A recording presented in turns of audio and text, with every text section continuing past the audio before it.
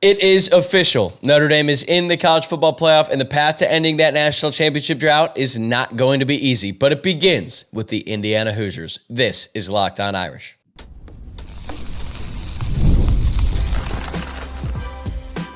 You are Locked On Irish, your daily podcast on the Notre Dame Fighting Irish. Part of the Locked On Podcast Network, your team every day. Hey, what's going on, and welcome into Locked On Irish, your daily Notre Dame podcast. I'm your host, Tyler Wojciak. I'm a Notre Dame alum and producer at Fox Sports, and I'm thrilled to have you here on a special Sunday edition of the show. Today is Sunday, December 8th. It is Selection Sunday for the college football playoffs, and I'm just so glad you're here. Thanks for making this your first listen of the day, if it is your first listen of the day. But since we're coming at you with an instant reaction video a little bit later in the day, a little bit later than normal, I will forgive you today and one day only if this is not your first listen of the day. But quick reminder to subscribe on YouTube or wherever you're listening to the podcast. And today's episode is brought to you by FanDuel. New customers can place a $5 bet and you'll get started with $150 in bonus bets. If you win your first $5 bet, just visit FanDuel.com to get started. All right, we have a real college football playoff bracket to talk about today. We have been speculating about this for weeks. Honestly, it feels like months, but now it's official. Notre Dame is in. They know their first team that they're going to be going up against, and they know their path to ending that long-awaited national championship drought. So let's talk about it. There's a bunch of people who are going to be really upset with the College Football Playoff Committee, the rankings, all that stuff. Personally, I don't think Notre Dame fans have that much to be upset about. Yes, it could have been an easier path if some things had kind of worked out in their favor, but whatever. Ending that national championship drought was never going to be easy, and this is an extremely exciting game in the first round for Notre Dame and a potential second round game as well if they're able to get by the Hoosiers. It's going to be tough, but it could end up being a lot of fun. There are so many fun, exciting storylines that we're going to talk about today. We're going to talk about in the coming weeks, all the way up into the lead up into that game against Indiana in that first round. But let's take a look at this bracket, okay? Because Notre Dame is the 7th seed. They're going to be taking on Indiana, who's the 10th seed, but they're actually ranked 5th. So Oregon comes in at number 1. Makes sense. They're undefeated Big Ten champs. They beat Penn State in the Big Ten championship in a game that was closer than a lot of people thought. Georgia, they get the 2 seed and 2 ranking because they're the SEC champion. They jump over Texas, who is ranked 3rd. Penn State is 4th. They remain ahead of Notre Dame despite the loss in the Big Ten championship. I'll explain why I'm not that surprised about that here in a moment, but let's go through these rankings. Notre Dame is 5th. Ohio State is 6th. Tennessee 7th, Indiana 8th, Boise State 9, SMU is 10th, and then Alabama is the first team out because Arizona State, the Big 12 champion, is ranked 12th. So you look at that, the rankings, then you look at the bracket. As I said, Notre Dame is the 7th seed. They're taking on the 10th seed IU. If they win that game, they will take on Georgia, who's the 2 seed in New Orleans. Think about that scene for a second. Oregon gets the 1 seed. Boise State gets the 3 seed. Arizona State gets the 4 seed. So there's plenty of people who are really upset with the committee, the format, and I get it. I don't love the format. I don't love the fact that the conference champions get automatic buys. I think that's kind of ridiculous. But hey, this is what they agreed to, okay? This is the format that we all knew it was going to be. So now people are like, the committee screwed this all up. I mean, yeah, there's definitely some arguments to be made about teams in different spots, but we all knew this was the setup, so I don't know why people are acting so surprised and so butthurt about all of this when it's like, you signed up for this. You knew the rules, and yes, it's certainly flawed. I don't agree with the fact that, Oregon, for example, gets the 1 seed, and their reward for that is playing the winner of the 8-9 game, which is Tennessee and Ohio State, 2 very good programs. Yeah, it's certainly flawed, but it is what it is, okay? And for Notre Dame, yes, they could have had an easier path, but you know what? Playing a team like Indiana, that's awesome, okay? Because I had been going through, the best paths, the best case scenarios for Notre Dame in the college football playoff for a while, and I would have some people get mad at me. They'd be like, why are you talking about these potential playoff games and Notre Dame isn't even in the college football playoff? You're going to be the reason they lose to USC. It's I'm not on the team. I don't have to be focused on the game. I'm just talking about what is most interesting, and playoff scenarios are interesting. So now we have the real actual playoff scenarios ahead of Notre Dame, and that matchup against IU, it's going to be the first ever college football playoff game in this new expanded format. It's going to be a home game in South Bend, late December. There is going to be so much interest and intrigue in that game, and I think that's what really is exciting about this, because if Notre Dame was going to be playing a team like let's say UNLV. Let's say somehow UNLV won the Mountain West Conference Championship. They came to South Bend in that first game. Like, it's going to be exciting. We'd all be excited to watch Notre Dame in that game, but it's like, it's not nearly as fun or as captivating as playing a team like Indiana, because even though Indiana isn't like a heavyweight historically in college football, they've been one of the best stories this year. Curt Cignetti, first year as the head coach of the Hoosiers after coming over from James Madison, talked a big game before he even coached one game for the Hoosiers. This guy was saying Purdue sucks, which he was right about. Purdue is maybe the worst team ever assembled.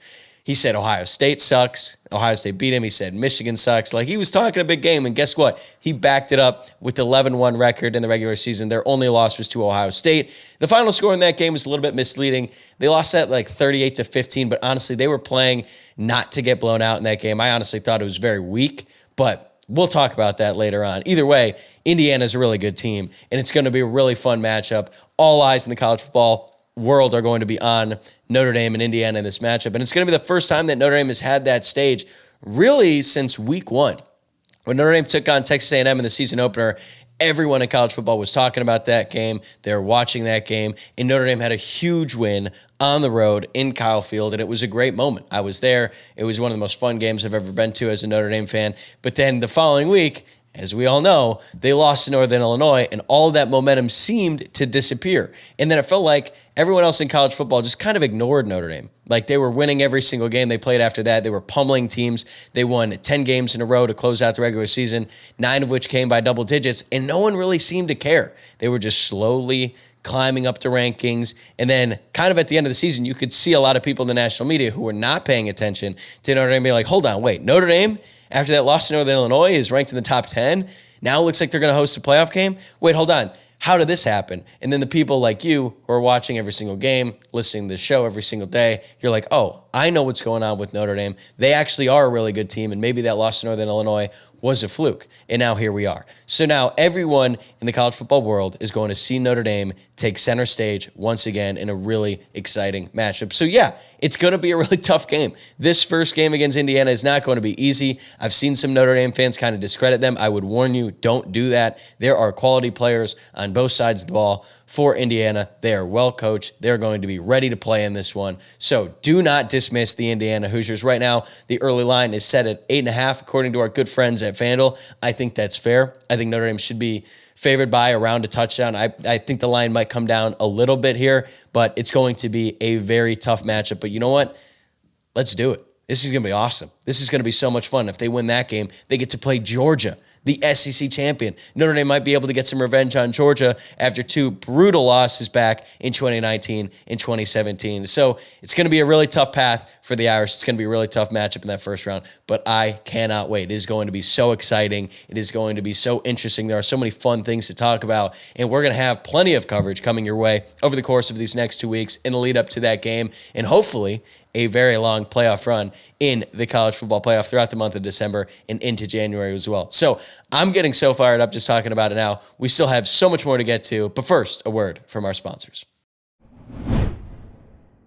Today's episode is brought to you by Omaha Steaks. Nothing delivers comfort and joy quite like the unrivaled quality and taste of Omaha Steaks. This year, skip the holiday hustle and bustle and save 50% off gourmet gifts site-wide at omahasteaks.com. Plus, get a $30 reward card when you shop early and score an extra $30 off with promo code COLLEGE. With 5 generations of experience, they consistently deliver the world's best steak experience, and the gifting experts at Omaha Steaks have made it easy to deliver the perfect gift with thoughtfully curated gift packages starting at $89.99. From legendary steaks to mouthwatering desserts and more, save 50% off site-wide at omahasteaks.com.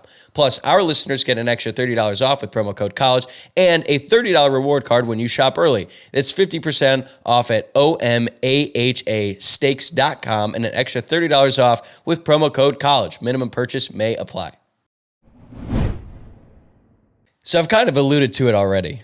A lot of people are really upset with the committee right now. They're really mad. And as I said, I don't think Notre Dame fans have that much reason to be all that upset about the path that lies ahead. But let's go through a couple of the points that people are really talking about here as it pertains to the college football playoffs. So the big storyline that doesn't necessarily affect Notre Dame, but everyone's been talking about it, is Alabama gets left out, right?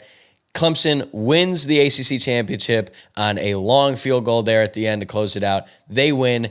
They get that ACC automatic bid, and then SMU did not drop out of the playoffs. I told you last week, if SMU loses a close game, the committee is not going to drop them because they could not afford to set that precedent. You cannot penalize teams for making the conference championship, because if you do, then those conference championship games will not matter at all. And teams are going to try and avoid them, and it's going to hurt the television ratings, because at the end of the day, at the root of all of this is a TV show.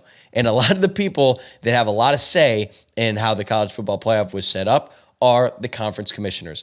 Those conference commissioners care a ton about their conference championship games because they bring in a lot of revenue, big deal with the TV partners, all of that stuff. So I was not surprised that SMU made the college football playoff despite the fact that they lost that game in the ACC championship. But on that same note, I'm also not that surprised that Penn State is still ranked ahead of Notre Dame, even though they just lost to Oregon. You got to give some credit to Penn State. They played well in that game. They gave Oregon a battle. I think a lot of people thought Oregon would smoke them, and then when that line came out, Oregon was only favored by 3.5. Everyone in the world was taking Oregon in the points. They ended up being right? Like they ended up covering that spread. But that game was in doubt. Drew Aller threw that interception there late. That was an unbelievable play by the Oregon cornerback there. That was really not even that bad of a throw by Aller. Just threw up a 50-50 ball. Felt bad for him, not his best day. But Penn State is a good football team. And if Notre Dame jumped them because of that loss, like I think that sets a bad precedent too. I really do, because even though I think Notre Dame is better than Penn State, I'm not surprised that Penn State is still ahead of them because they played really well in a conference championship game. So if they penalized Penn State for losing a close game to the number one team in the conference championship, then like what is the benefit of playing in the conference championship game? Because if you risk losing, you could get seriously hurt in the college football playoff rankings. So even though I'm disappointed because I really wanted Notre Dame to get that 5th seed, because as we know, that sets you up really for the most ideal path, because if you play the 12th seed in the first round. If you win that game, then you get the 4th seed. So it really does set up nicely for them. But after that game, I thought, yeah, Penn State is going to be ranked ahead of Notre Dame. And then with Texas losing in the SEC championship, Georgia gets the bye. They're going to keep Texas ahead of Notre Dame as well because they can't penalize them. So it all played out kind of how I thought it would. After last night, I wasn't shocked to see Notre Dame come in at the 7th seed, even though that was not the outcome that I wanted. I was a little bit disappointed, but it is what it is. And I think when you look at what the College Football Playoff Committee did as a whole, like I don't really have that many problems with it. Yeah, sure, the format is messed up. Like the fact that Oregon now has to play the winner of the Ohio State-Tennessee game in the second round, like that sucks for them. Penn State clearly ends up with a better path because they play in, let me pull up the bracket here. I just had it up. Yeah, they play SMU, and if they beat SMU, then they got Boise State. Like that's the spot to be, right? And if they beat SMU, they beat Boise State, then they probably play the winner of Notre Dame, Georgia, if Notre Dame is able to get by Indiana. So the format is dumb. Like that has been said and it's very clear. And I think that, when you make these ideas and you write them down on paper and you think about like when this stuff comes out, usually it's in the summer and everyone reads it and you're like, well, that doesn't really make a whole lot of sense. And everyone's like, yeah, well, we'll see what happens. And then you actually see how it plays out. And this is the first year of this 12-team playoff. Now that you see it all happen live, you're like, wait, this really doesn't make sense. It really does not set up nicely. Like, how is Oregon the 1 seed and they end up getting screwed there with that second matchup? So I'm sure changes are going to come and everyone's mad about the committee and what they picked. And like, again, you can be mad at the committee all you want, but this is the format. This is how it was designed to set up. And then the way that they value the conference championships, like, I'm not surprised at all by the rankings. So again, people can be upset as much as they want, but like, these are the rules that you made. Jack Swarbrick, Notre Dame's former athletic director, was a very key part in making these rules. And he probably saw this and was like, wait, Notre Dame could get the 5th seed even if they're in the top 4. That's actually the best seed to be. So they probably knew that this could end up happening, and sure enough, it did. So there's a bunch of people upset. Like the Alabama SMU argument, I don't get it. Yes, don't lose 3 games if you're Alabama. Don't lose to Oklahoma on the road, who's a bad Oklahoma team at the end of the year. Like, don't get smoked by them, and then you won't really have an argument. Like, I understand Nick Saban on the game day set is going to politic for Alabama, and it's funny that ESPN had, like, all the conference commissioners come on game day yesterday, and they were kind of all giving their case. It's like, as if that matters. Like, you think the committee is sitting there and just being like, wow, I didn't really think about that, Greg Sankey. You think that the SEC is the best conference in college football and all of your teams should get in the playoff? Like, wow. Now that you said it, now I'm going to reconsider. Like, what are we doing? Again, it's a TV show at the end of the day, so I don't necessarily blame ESPN for doing that. I just thought it was funny as I was watching that yesterday. Also, quick aside, how about Timothée Chalamet going up there? Apparently, Chalamet knows ball. That became one of the big stories on Twitter yesterday. But let's get back to the college football playoff here. And this is how it sets up. And I don't have that many problems with it. I really don't. A lot of people do. I'm not one of them. I think for Notre Dame, like, being behind Penn State is frustrating. I thought that Notre Dame had a better resume than them anyway, but the fact that they were ranked ahead of Notre Dame after last week, it's like, okay, well then the only possible way for Notre Dame to jump Penn State in that game would have been if Penn State had just gotten smoked. Like, they would have had to lose by like 30, where it felt like they had no business being on the field, because then it's like, okay, wow, this team who their best win is a quality loss, I guess you could say, against Ohio State at home. Like, if they had gotten blown off the field, then maybe they would have been more willing to dock them more, put Notre Dame ahead of them. But that didn't happen. Like, anyone who watched that game against Oregon last night, I feel like you have to be impressed by what you saw from Penn State. Will it mean anything? I don't know. Like I said, they have a very easy path here now with SMU in the first game, Boise State in the second game. So they should have a cakewalk to the semifinals. If they don't make it to the semifinals, I tell you what, Penn State fans might run James Franklin out of town because they are so tired of coming up short in these big games. But Notre Dame has a very good path. It's going to be tough. It's definitely one of the tougher ones. Probably the second toughest, I would say, of any of the teams. I mean, I guess if you're Ohio State or Tennessee, that's a very tough matchup as well. Very tough game in the first round, and then Oregon in the second round. But look, Notre Dame did not really play any big games this season other than that season opener against Texas A&M. And even though that win against Texas A&M was really fun, that team's not even ranked. Army is the only ranked win that they have, and it's Army. So I kind of like the fact that Notre Dame is going to have some real tough, exciting matchups early on, starting with Indiana and then against Georgia, because that game against Georgia in New Orleans, I can't think of a bigger stage in college football than playing a team like the Bulldogs in the SEC champion, in SEC country, mind you, in New Orleans, Louisiana. I'm getting chills just thinking about it. So we got a lot more to talk about today, more playoff talk, more talk about the matchup with Indiana. That is all coming up next on Locked On Irish. Today's episode is brought to you by FanDuel. Get ready to tackle the NFL action with FanDuel, America's #1 sportsbook. Because right now, new customers can bet $5 and get $150 in bonus bets if you win.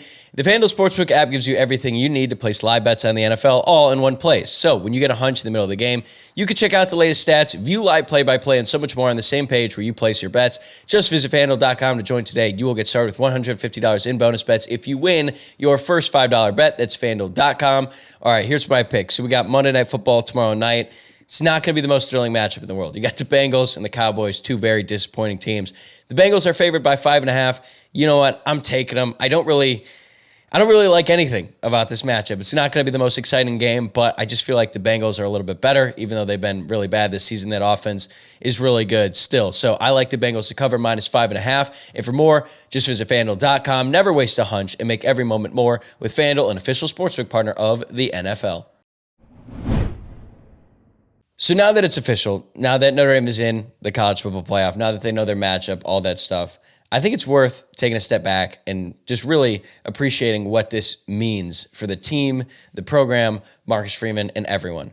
Because I remember doing the show every day during the offseason and talking about how this season was college football playoff or bust, and that they probably had to win at least one game to really make this season feel satisfying. And that is still true. They have to beat Indiana. If they end up losing that game this season, while it still is a success in the sense that they made the college football playoff, if they aren't able to win one game and really not have any big, giant win this season, it would feel a little bit disappointing. But we'll get to that later on, because this was so crucial for Marcus Freeman to make the playoff this year, and he did it.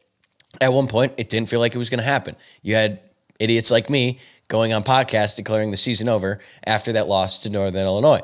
I'm actually very glad that they did not use that line in the Here Come the Irish documentary. They used one close. I said, you cannot lose to Northern Illinois at home. That is still true. They just didn't say the season is over. So anyway, back to this.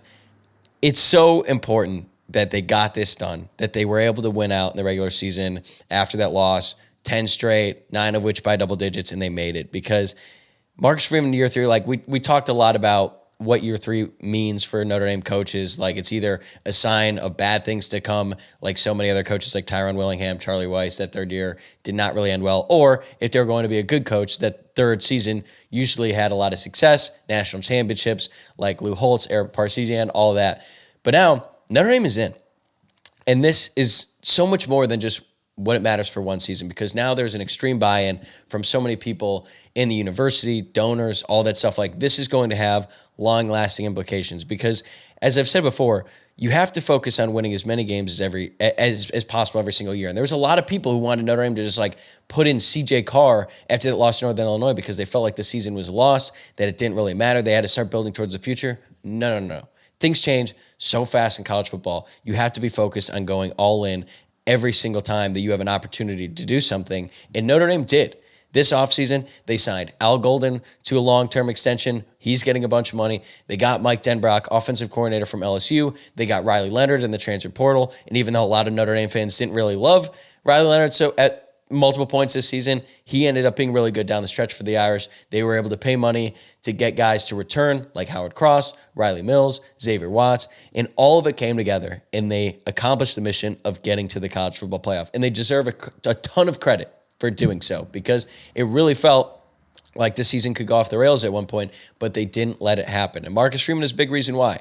And I think we're starting to see some of that. We're starting to get glimpses of what it was like inside that locker room after the loss to Northern Illinois. Like, there are so many coaches who could have let that loss define them, define the season, and things that could have gone in a ton of different directions, none of which good. But that didn't happen. And you also got to give credit to the leaders on this team too, because if you're a player, after a loss like that, one, it's embarrassing, and two, it's very easy to be selfish in this modern day and age and think like, all right, well, now I just got to focus on me, got to focus on getting ready for the NFL. They didn't let that happen either. They stayed focused, they stayed in the fight, and now they are rewarded with a berth in the college football playoff and a real chance to end that national championship drought that Notre Dame fans have to hear about all the time. Notre Dame has not won a national championship since 1988. The last time they were in the national championship was 2012, and that was not fun, right?